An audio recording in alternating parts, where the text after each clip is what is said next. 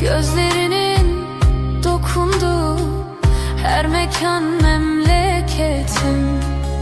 Bakıver de uzamasın gurbetim esaretim.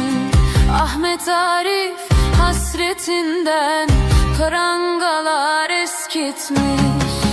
Beni böyle eskitense prangalı hasretin. Ahmet Arif hasretinden prangalar eskitmiş.